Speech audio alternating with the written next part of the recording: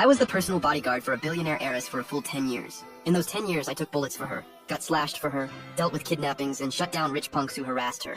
If she said at midnight that she wanted pastries from Ding to Lu, I'd run 20 kilometers in the rain. If she had a fever, I'd stay up all night and be her human pillow. Everyone said I was the most loyal dog by the young lady's side. Even she thought so too, until my 30th birthday. Looking at the scars this job left on me in the mirror, I suddenly got sick of it. I wanted to get married. I wanted a home of my own. So I secretly signed up for a dating site. The day we met, the girl was gentle and shy. I heard you work for the young lady, that's so impressive. I actually relaxed for once and smiled. Really? I'm thinking about quitting. Then the very next second, the restaurant's glass door got kicked open. Who said you could quit? Who said you could go on a date? I kept you around for 10 years. How dare you leave me for someone else? My name is Jack. I'm Miss Lucy's personal bodyguard. Today is my 30th birthday, and I just got done dealing with 2 drunk rich kids who tried to harass her. Jack, Miss Lucy said you worked hard tonight. Your bonus has been sent. Don't forget to check it. I stared at that long string of zeros on the screen and suddenly felt like none of it meant anything. Then my phone buzzed again. It was Miss Lucy calling me herself. Jack, did you clean up those 2 idiots or not? What a buzzkill. They totally ruined my beauty sleep. This afternoon you're coming with me to the Bulgari launch event. I was quiet for a couple seconds. Miss Lucy, today's my birthday. Can I take the afternoon off? I want to visit my parents at the cemetery. Jack, are you serious? Your parents have been dead for years. The grass on their graves is probably 10 feet tall by now. What's there to see? She hung up without a second thought. I held the phone in my hand, listened to the deadline, and slowly lowered it. The man in the mirror was 30, with a vicious scar running from the corner of his right eye to his temple. I got it 3 years ago, taking a broken bottle for Lucy. Back then, she screamed in shock. Not because of me, but because she saw 2 drops of blood on the hem of her dress. Gross. This dress is a limited edition couture piece. You couldn't pay for it with 3 months of your salary. Give Jack a 500,000 bonus. Like the scar on my face and that dress could both be reduced to a price tag. That morning, I stayed at the cemetery for 2 hours. If you were still alive, you'd probably be pushing me to get married, have kids, and just live a safe, normal life. That afternoon at the Bulgari event, Lucy floated around the room like a butterfly, and I stayed right on her heels, watching every single person who came near her. A little celebrity tried to talk to her, and I stepped in to block him. He glared at me. Who the hell are you? Lucy smiled. He's my dog, super loyal, don't mind him. The people around us all laughed. I just stood there expressionless. Jack got called a dog by Miss Lucy again? Huh, guess he's used to it by now. Totally used to it. At 11 p.m., I finally got drunk Lucy back to the villa. Jack, I'm thirsty. I want the hot spring tea from Cloud Peak Manor. I checked the time. Miss Lucy, Cloud Peak Manor is way out in the suburbs. It'll take at least 2 hours round trip, and they close at 1 a.m. I want it, go now or you're fired. Quietly, I turned the wheel and drove there. Just like I expected, the place was already closed.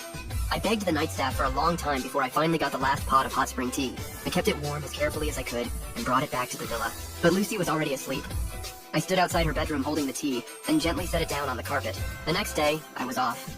I quietly went to the coffee shop arranged by the dating site. Her name was Anna, and she was an elementary school teacher. She looked sweet and soft-spoken, and her voice was gentle. So, Mr. Jack, what do you do for work? I hesitated for a second. I'm a private security consultant right now. Wow, that sounds impressive. Are you usually pretty busy? Very. I'm basically on call all the time. Yeah, making a living isn't easy. I teach a graduating class, so I'm always working late too. We really hit it off. When she heard my parents had passed away young, there was genuine sympathy in her eyes. Looking at her warm smile, something frozen inside me finally started to melt. We agreed to meet again next week, and for once I felt a little lighter. But the second I walked out of the coffee shop, my phone started going crazy. The moment I answered, Lucy was screaming. Jack, where the hell are you? Get your ass to Starlight Plaza right now. If you're not here in 10 minutes, don't bother coming to work tomorrow. I clenched my teeth and took a cab over. On the luxury floor at Starlight Plaza, Lucy was tearing into a sales clerk. What kind of garbage store is this? Why would you sell the bag I wanted to somebody else? The clerk said awkwardly, Miss Lucy, this bag was actually pre-ordered by this lady. Do you even know who I am? I could shut this whole store down if I wanted to. Jack, she took the bag I wanted. Get it back for me. The woman panicked. I pre-ordered this a month ago. It's my daughter's birthday present. Miss, please watch your behavior in public. Lucy shot me a vicious glare. Whose side are you on? I've kept you for 10 years. A dog would at least know who feeds it. In the end, the store manager stepped in and promised to transfer another bag in for Lucy. Only then did she finally calm down and drag me out by the arm. In the car, she stayed cold the whole time. Then she suddenly snatched my phone. Let's see what was so damn important on your day off. She unlocked my screen. My heart dropped. I tried to grab it back, but it was too late. She saw my chat history with Anna and the reminder from the dating site about our meetup. The air inside the car froze. Jack, you actually had the nerve to go on a blind date? I gripped the steering wheel so hard my hands hurt. Miss Lucy, I'm 30. Wanting a family is normal. A family? What makes you think you get to have one? You belong to me. Without me keeping you around, what the hell are you? Miss Lucy, I'm just your employee. When the contract is up, I'm planning to resign. Resign? Go on dates? Jack, keep dreaming. What you owe me, you'll never pay back in this lifetime. Without my permission, you're not going anywhere. After that day, I was basically under house arrest. The basement had no windows, so I couldn't tell day from night. There was only one dim yellow bulb on overhead. I had no idea how many days I'd been locked up. Every day, someone brought me food, and it was always cold leftovers. On the third night, the basement door opened, and Lucy walked in. She looked a little drunk. Well, you know you were wrong yet? Miss Lucy, I wasn't wrong, I just want to get married. That set her off like someone had stepped on a cat's tail. Married? To who? That elementary school teacher? Let me tell you something. I already had someone go to her school yesterday. If she dares see you again, she can kiss her job goodbye. Lucy, come at me if you want, but leave her out of this. You raised your voice at me for her? Jack, you asshole, I kept you for 10 years and you're telling me that means less than some woman you've known for a few days? You think I'm gonna let you date? Let you get married? You're mine. I let her vent until she wore herself out. Then I finally said, Miss Lucy, it's been 10 years. I took 3 knives for you. Not a single dollar you gave me was wasted. I saved it all. Isn't that enough to buy back this life? She froze. Her eyes went wide like she was seeing me for the first time. After a long silence, she suddenly laughed. Jack, let me make this clear. It'll never be enough. What you owe me, you still won't repay in your next life.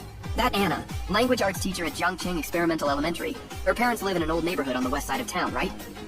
Lucy, don't touch her! That depends on what you choose. Keep being my most loyal dog, or watch your whole family suffer because of you. Then she turned and walked out. I collapsed into the darkness, my neck burning with pain.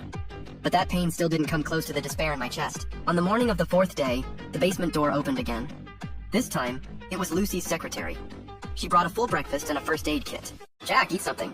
Miss Lucy wants you cleaned up and ready to go with her to the stables this afternoon. She's really letting me out?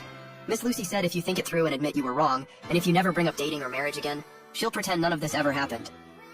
You'll still be Lucy's head bodyguard, and your salary will be doubled. What if I say no?